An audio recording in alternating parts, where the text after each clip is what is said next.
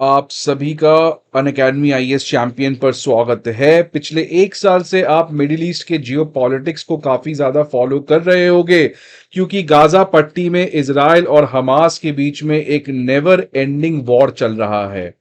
आपको पता है कि मिडिल ईस्ट में प्राइमरली दो तरीके के वॉर चलते हैं। एक आपको इंटर रिलीजियस वॉर चलता है, मतलब दो धर्मों के बीच में, जिसमें एक तरफ ज्यूज आ जाते हैं तो दूसरी तरफ मुस्लिम्स हैं। दूसरा वॉर जो मिडिल ईस्ट में चलता है वो है इंट्रा रिलीजियस वॉर। एक ही धर्म के लोग लड़ रहे हैं आपस में, वो है शिया और सुन्नी। सुन्नी का सऊदी अरेबिया हो गया और शिया का ईरान हो गया, और ये दोनों पूरे मिडिल ईस्ट में प्रॉक्सी वॉर्स में इंगेज्ड हैं। तो इस तरीके से जो जियो पॉलिटिक्स है मिडिल ईस्ट की, वो बहुत ज्यादा कॉम्प्लेक्स हो जाती है।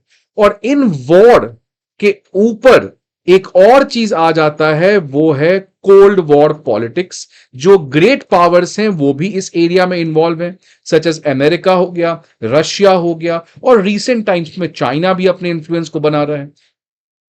और इसके अलावा ये एरिया बहुत ज्यादा इंपॉर्टेंट है, primarily because of its natural resources, strategic location. तो इन सारे रीजंस की वजह से मिडिल ईस्ट की जियोपॉलिटिक्स जो है वो बहुत वॉलेटाइल, टर्बुलेंट, अनप्रेडिक्टेबल है। इसी टर्बुलेंस और अनप्रेडिक्टेबल जियोपॉलिटिक्स में एक साल से लगातार आप देख रहे हो हमास और इजराइल के बीच में वॉर चल रहा है। रीसेंट टाइम्स में ये वॉर और बढ़ रहा है। अब इजराइल ने इसी सेम वॉर को अपने नॉर्थ में स्टार्ट कर दिया है, जहां पे वो लेबनान के एक शिया मिलिशिया ग्रुप हेजबोल्ला के साथ वॉर को स्टार्ट कर दिया है। और ये वॉर अब इतना आगे बढ़ गया है कि आपको पता है कि लास्ट वीक जो हेजबोल्ला के हेड हैं, जो बहुत बड़े फिगर हैं लेबनान पॉलिटिक्स में और बाकी उस पूरे एरिया में, हसन नसरल्ला, उनको भी लेबनान ने, इजराइल ने खत्म कर डाला। और हेजबोल्ला ने कहा है कि हम रिटालिएट करेंगे। तो इसकी वजह से ये जो पूरा एरिया है वो बहुत ज्यादा ऑल आउट वॉर की तरफ बढ़ते हुए नजर आ रहा है। हमारे इस सेशन का काम क्या है? हेजबोल्ला, लेबनान और इजराइल के बीच की लड़ाई को समझना। हेजबोल्ला कौन है, कैसे आया, लेबनान का सिविल वॉर क्या था जहां से हेजबोल्ला निकल के आया, और रीसेंट टाइम्स में ये टेंशन क्यों बढ़ा है, और इंडिया का इन सारे चीजों के ऊपर स्टैंड क्या है। All these things needs to be understand. इसीलिए लेबनान और इजराइल के इस दुश्मनी, इस कॉन्फ्लिक्ट को हम लोग तीन पार्ट्स में समझेंगे। पहले पार्ट में हम लोग समझेंगे कि लेबनान के एक यूनिक डेमोग्राफी के बारे में, लेबनान का एक स्पेशल फॉर्म ऑफ गवर्नमेंट के बारे में। पार्ट टू में हम लोग बात करेंगे कि हेजबोल्ला कैसे लेबनी सिविल वॉर से निकल के आया, क्यों हेजबोल्ला आया, क्यों आज हेजबोल्ला दुनिया का सबसे बड़ा नॉन स्टेट संगठन है। और लास्ट तीसरे पार्ट में हम लोग 2023 के बाद से जो लेबनान और इजराइल के बीच में टेंशन बढ़ा है, इसको समझेंगे, और इंडिया का इस पूरे इशू के ऊपर क्या स्टैंड है उनके बारे में भी हम लोग बात करेंगे। ये सारे सेशंस काफी छोटे, क्रिस्प होंगे, काफी आसान वे में आपको एक्सप्लेन किए जाएंगे। आपके एग्जामिनेशन पॉइंट ऑफ व्यू से जो रेलेवेंट कंटेंट है वो प्रोवाइड किया जाएगा। तो सबसे पहले हम लोग लेबनान के यूनिक डेमोग्राफी के बारे में बात करते हैं। अगर लेबनान की डेमोग्राफी देखोगे तो कोस्टल सिटीज में, समुद्री तट के पास, सुन्नी मुस्लिम्स और क्रिश्चियंस रहते हैं। लेबनान के साउथ में शिया मुस्लिम्स रहते हैं, और जो कंट्री के माउंटेनस एरियाज हैं वहां पे ड्रूज और क्रिश्चियंस लोग रहते हैं। इस तरीके से जो लेबनान की डेमोग्राफी है वो बहुत ज्यादा डाइवर्सिफाइड है। ये मैप देख सकते हैं आप लेबनान का, तो लेबनान के देख सकते हैं साउथ और ईस्ट में बहुत ज्यादा शिया लोग रहते हैं। अगर लेबनान के माउंटेनस रीजन की बात करें, जो लेबनीज माउंटेन है, वहां पे ड्रूज और क्रिश्चियन लोग रहते हैं। अगर लेबनान की नॉर्थ की बात करें तो यहां पे देख सकते हैं आप सुन्नी धर्म के लोग रहते हैं। और ये जो हेजबोल्ला है, जो कि एक शिया मुस्लिम का संगठन है, तो हेजबोल्ला आपको यहां पे बहुत ज्यादा एक्टिव है। आप देख सकते हैं हेजबोल्ला का मैप, यहां पे बहुत एक्टिव है, यहां पे बहुत एक्टिव है, और इसके जस्ट नीचे इजराइल है। तो इसलिए इजराइल को कॉन्स्टेंटली हेजबोल्ला के साथ प्रॉब्लम रहता है। तो इस तरीके से लेबनान की डेमोग्राफी हमारे लिए समझना बहुत जरूरी है। क्योंकि हेजबोल्ला का आना, उसमें ज्यूस लोग का तो कंट्रीब्यूशन है ही, लेकिन क्रिश्चियंस लोग का भी कंट्रीब्यूशन है। वो कैसे, हम लोग आगे बात करेंगे। ड्रूज कम्युनिटी का नाम आपने शायद ही नहीं सुना होगा। तो ड्रूज कम्युनिटी एक इस्लाम, शिया इस्लाम से निकल के आया हुआ कम्युनिटी है। लेकिन ड्रूज कम्युनिटी अपने आप को इस्लामिक नहीं कहता है, रादर अपने आप को अरबिक कहता है। मतलब उनका जो वे ऑफ लाइफ है वो अरबिक है। वो इस्लाम धर्म से काफी क्लोज हैं, बट वो अपने आप को इस्लाम रिलीजन में कंसिडर नहीं करते हैं, बिकॉज ड्रूज कम्युनिटी जो है वो इस्लाम के अलावा और भी बाकी धर्मों सच एज हिंदुइज्म और एंशियंट फिलॉसफी से बहुत ज्यादा इंस्पायर्ड है। इसीलिए ड्रूज को हम लोग जनरली अरबिक कहते हैं, इस्लामिक नहीं कहते। तो ये लेबनान की जो कॉम्प्लेक्स डेमोग्राफी है, इस कॉम्प्लेक्स डेमोग्राफी का क्या आगे काम है वो हम लोग आगे बात करेंगे। बट आगे बढ़ने के पहले फ्रेंड्स, एक इंपॉर्टेंट इंफॉर्मेशन, कि अनअकैडमी आईएएस का चौथा ऑफलाइन ब्रांच पटना में स्टार्ट हो चुका है, जहां हमारे बैचेस 27 सितंबर को स्टार्ट हो रहे हैं। न्यू दिल्ली के करोल बाग में हमारे इंग्लिश मीडियम के बैचेस 27 सितंबर, मुखर्जी नगर में हमारे हिंदी मीडियम के बैचेस इन डेट्स को स्टार्ट होने जा रहे हैं। प्रयागराज में हमारे हिंदी और इंग्लिश मीडियम के ऑफलाइन बैच इन स्पेसिफिक डेट्स को स्टार्ट होने जा रहे हैं। साथ ही साथ आपको पता है कि अनअकैडमी आईएएस जो है वो कॉम्प्रिहेंसिव जीएस कोर्स के अलावा optional course, CSAT course, essay writing, comprehensive current affairs and full length test series जैसे फैसिलिटीज को भी प्रोवाइड करता है।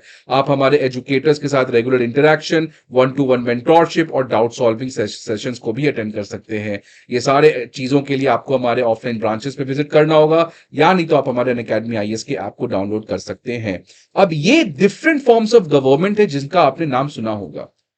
लेबनान में एक काफी यूनिक फॉर्म ऑफ गवर्नमेंट है जिसको हम लोग कहते हैं कन्फेशनलिस्ट फॉर्म ऑफ गवर्नमेंट। आपने नाम सुना है क्या? ये आपने प्रेसिडेंशियल सुना होगा, पार्लियामेंट्री सुना होगा, डेमोक्रेसी, एरिस्टोक्रेसी, ओलिगार्की, सोशलिज्म, बहुत सारे नाम सुना होगा आपने। बट लेबनान में एक नया फॉर्म ऑफ गवर्नमेंट है which is a confessionalist form of government. और इसको क्यों लाया गया था? बिकॉज लेबनान में बहुत सारे कन्फेशनल कम्युनिटीज हैं। कन्फेशनल कम्युनिटीज को आप सिंपली कह लो रिलीजियस कम्युनिटी। एक तरफ शिया मुस्लिम है, एक तरफ सुन्नी मुस्लिम है, एक तरफ क्रिश्चियंस हैं। तो इतने सारे डिफरेंट डिफरेंट रिलीजियस कम्युनिटीज हैं, इनको एकोमोडेट करने के लिए एक काफी unique form of government Lebanon में लाया गया, सो दैट ये डिफरेंट कम्युनिटीज के लोग आपस में रह सके।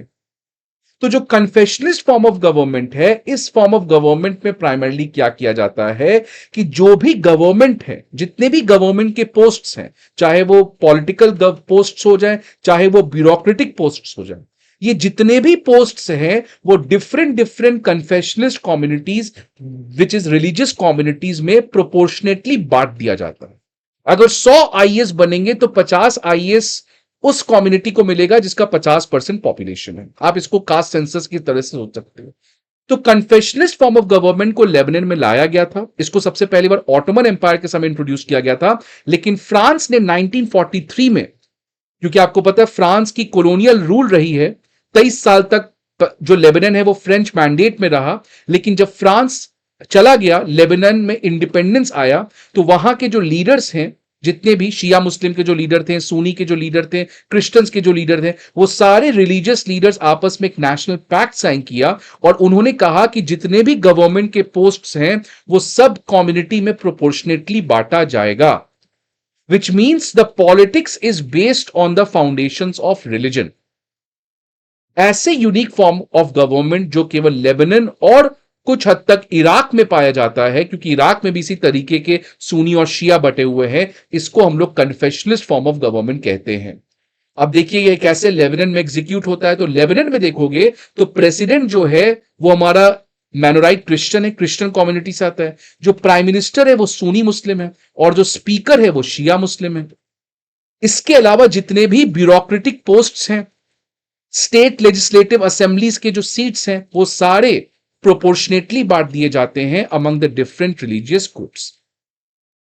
तो फ्रांस को लगा कि इस तरीके से लेबनान का जो डिवीजन है पॉलिटिकल, इसको हम शांत कर सकते हैं, बट ऐसा हुआ नहीं। In fact Lebanon civil war start हुआ, जहां पे क्रिश्चियंस और मुस्लिम्स के बीच में आपस में लड़ाई झगड़ा स्टार्ट हो गया। इसलिए कन्फेशनलिस्ट फॉर्म ऑफ गवर्नमेंट से लगा कि यहां पे शांति आएगी, ऐसा हुआ नहीं। इनफैक्ट लेबनीज सिविल वॉर बहुत ज्यादा भयानक वॉर था, जिसमें लगभग 1 लाख से 1.5 लाख लोग मरे गए थे। और यह सिविल वॉर प्राइमरली लेबनान के क्रिश्चियन और मुस्लिम पॉपुलेशन के बीच में किया गया था। अब यह कैसे हो गया? तो आप देख सकते हैं कि मैंने कहा कि लेबनान में क्रिश्चियंस और मुस्लिम्स दोनों रहते हैं, लेकिन जब इजराइल की स्थापना हुई 1948 में, तो यहां के बहुत सारे जो पैलेस्टीनियन मुस्लिम्स थे और खासकर जो पैलेस्टीनियन गुरिल्ला वॉरफेयर्स थे जो इजराइल के अगेंस्ट लड़ रहे थे, वो इजराइल को मारकर भाग कहां जाते थे? लेबनान में। इजराइल के आर्मी के ऊपर अटैक करके वो कहां चले जाते थे? लेबनान में। जैसे आपको नॉर्थ ईस्ट में होता है, तो इंडियन आर्मी के अगेंस्ट आप अटैक करो, फिर म्यांमार चले जाओ, फिर बांग्लादेश चले जाओ। तो वैसे ही यहां पे क्या हुआ कि बहुत सारे मुस्लिम पैलेस्टीनियंस जो कुछ रेफ्यूजी थे, कुछ गुरिल्ला वॉरफेयर्स थे, वो यहां से भाग के लेबनान जाने लगे, जिसकी वजह से लेबनान में मुस्लिम की पॉपुलेशन बढ़ गई। तो क्रिश्चियंस को खतरा लगा, तो इसकी वजह से क्रिश्चियन और मुस्लिम्स के बीच में एक political tension start to emerge, because Muslim का पॉपुलेशन जो है वो लेबनान के डेमोग्राफी में बहुत ज्यादा बढ़ गया। इसके अलावा कोल्ड वॉर का समय भी था। कोल्ड वॉर में एक तरफ क्रिश्चियन कम्युनिटी को वेस्टर्न कंट्रीज ने सपोर्ट किया और मुस्लिम को सपोर्ट किया सोवियत यूनियन ने, रशिया ने। तो ये प्रॉक्सी वॉर का बैटल ग्राउंड भी बन गया। और फिर एक बहुत इंटरेस्टिंग चीज हुआ कि ये जो पीएलओ है जो पैलेस्टीन में काम करती है, पैलेस्टीनियन लिबरेशन ऑर्गेनाइजेशन, जो पहले जॉर्डन में थी, वो जॉर्डन से भाग के लेबनान चली गई। तो जब वो लेबनान भाग के चली गई तो इजराइल को इनको मारना था। तो इजराइल को पैलेस्टीन लिबरेशन ऑर्गेनाइजेशन, जो उस समय एक टेररिस्ट संगठन था जो इजराइल स्टेट के अगेंस्ट अटैक करता था, तो इजराइल को सपोर्ट किसको चाहिए था? क्रिश्चियंस का, मुस्लिम्स को मारने के लिए, खासकर जो पैलेस्टीनियंस हैं यहां से जो भाग के जा रहे हैं, जो गुरिल्ला वॉरफेयर्स हैं। तो इसकी वजह से क्रिश्चियन कम्युनिटी, वेस्टर्न कंट्रीज और इजराइल का एक पॉलिटिक्स बन गया, और दूसरी तरफ मुस्लिम्स थे, उनको कुछ हद तक सोवियत यूनियन सपोर्ट कर रहा था। तो ये लेबनीज सिविल वॉर से ही प्राइमरली क्या स्टार्ट हो गया? क्रिश्चियन मुस्लिम्स की लड़ाई, इजराइल का लेबनान में इंटरफेयर करना। क्यों? बिकॉज इजराइल का लेबनान के मुस्लिम से प्रॉब्लम नहीं था, इजराइल का प्रॉब्लम था ये जो पीएलओ के लोग हैं जो पैलेस्टीन के इंडिपेंडेंस की मांग करते हैं, जो इजराइल स्टेट के अगेंस्ट अटैक कर रहे हैं, वो इजरायली डिफेंस फोर्स को मारकर भाग कहां जा रहे हैं? लेबनान में। तो इजराइल को पीएलओ को खत्म करना था, उसके लिए उसको क्रिश्चियंस का सपोर्ट चाहिए था। तो इजराइल भी लेबनान के पॉलिटिक्स में काफी ज्यादा एंटर कर चुका था। तो लेबनीज सिविल वॉर को हम लोग अगले सेशन में और बात करेंगे, बिकॉज यही लेबनीज सिविल वॉर से हेजबोला निकल के आया, वो हम लोग अगले पार्ट में बात करेंगे। अब अगर लेबनान इजराइल कॉन्फ्लिक्ट की बात करें, तो आज जो है चौथा पार्ट, आपको पता है 23-24 में टेंशन स्टार्ट हो चुका है, बट अगर लेबनान इजराइल कॉन्फ्लिक्ट को हम लोग को समझना है तो हमें 4 पार्ट्स में बांटना पड़ेगा। Part 1 before civil war, before Hezbollah. Part 2 during civil war, जो 1975 से लेकर 90 तक चला। फिर 2006 का एक बहुत इंपॉर्टेंट वॉर, और 2023-24 में टेंशन का बढ़ना। अब अगर लेबनान इजराइल कॉन्फ्लिक्ट की बात करें, तो हेजबोल्ला के आने के बाद, हेजबोल्ला बेसिकली 1980 के लगभग आया, उसके बाद से तो इजराइल और हेजबोल्ला का लड़ाई तो कोई छुपा हुआ बात नहीं है, बहुत ही ज्यादा लड़ाई है। बट हेजबोल्ला के आने के पहले ही लेबनान और इजराइल में प्रॉब्लम था। आप देख सकते हैं 1947 का यह मैप, जब एक पैलेस्तीन हुआ करता था, इस पैलेस्तीन को इस तरीके से यूनाइटेड नेशंस ने बांट दिया, जिस तरफ एक तरफ इजराइल को बनाया गया, इधर वेस्ट बैंक और इधर गाजा पट्टी। इस पार्टीशन प्लान को जितने भी मुस्लिम कंट्रीज थे उन्होंने रिजेक्ट किया, और ये सारे मुस्लिम कंट्रीज, ऊपर लेबनान, इधर सीरिया, इधर इजराइल, इधर से इजिप्ट, ये सबने अटैक कर दिया। लेबनान, सीरिया, जॉर्डन और इजिप्ट, ये चारों कंट्रीज जो हैं वो अटैक कर दिए इजराइल के ऊपर, जिसको हम कहते हैं 1948 अरब इजराइल वॉर। तो इसमें लेबनान भी शामिल था। अभी हेजबोल्ला नहीं आया है, हेजबोल्ला तो बाद में आएगा। तो लेबनान का इजराइल के साथ पहले ही प्रॉब्लम था। तो इस अरब इजराइल वॉर में इजराइल ने क्या किया? लेबनान को अटैक किया, और बहुत सारे लेबनीज विलेजेस जो हैं उनको अपने कब्जे में ले लिया। मतलब लेबनान और इजराइल का जो प्रॉब्लम है वो 1948 में जब इजराइल की स्थापना हुई तब ये बढ़ना स्टार्ट हुआ, बिकॉज लेबनान अरबिक कंट्रीज के साथ सपोर्ट करता था। ये टेंशंस और बढ़ गए जब पीएलओ के लोग जो लेबनान में छुपे हुए थे, उन्होंने एक इजराइल के प्लेन के ऊपर अटैक किया जिसमें एक पैसेंजर मारा गया, जिसकी रिटेलिएशन में इजराइल ने बेरूट, जो लेबनान का इंटरनेशनल एयरपोर्ट है, उसको कंप्लीटली डिस्ट्रॉय किया। और सबसे बड़ा प्रॉब्लम जो इजराइल का लेबनान से था वो था कि भाई पीएलओ को आप संरक्षण क्यों दे रहे हो? बिकॉज ये पीएलओ को सपोर्ट दे रहे थे लेबनान के शिया मुस्लिम्स। तो इसकी वजह से लेबनान और इजराइल के बीच में पहले से प्रॉब्लम था। प्राइमरली लेबनान कभी नहीं चाहता है, खासकर जो शिया मुस्लिम्स के लोग हैं, वहां जो मुस्लिम्स लोग हैं, वो कभी नहीं चाहते थे इजराइल की स्थापना हुई, वो चाहते थे ये कंप्लीटली एरिया पैलेस्टीन का हो। तो ये वॉर चल रहा था, लेकिन लेबनीज सिविल वॉर में जब हिजबुल्लाह का स्थापना हुआ तो ये बैटल और कॉम्प्लेक्स हो गया और पेचीदा हो गया। और इसके अलावा एक और चीज हुआ, 1979 में ईरान में इस्लामिक रिवॉल्यूशन हुआ, आयतुल्लाह पावर में आए और ये आयतुल्लाह हिजबुल्लाह को बहुत ज्यादा सपोर्ट किए। तो इसकी वजह से ये पूरा एरिया बहुत ज्यादा कॉम्प्लेक्स हो गया।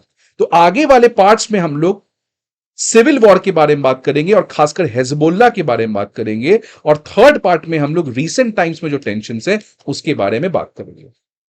अगर आपको वीडियो अच्छा लगा हो तो प्लीज लाइक करें। See you again in the next part. Till then goodbye, take care and best wishes.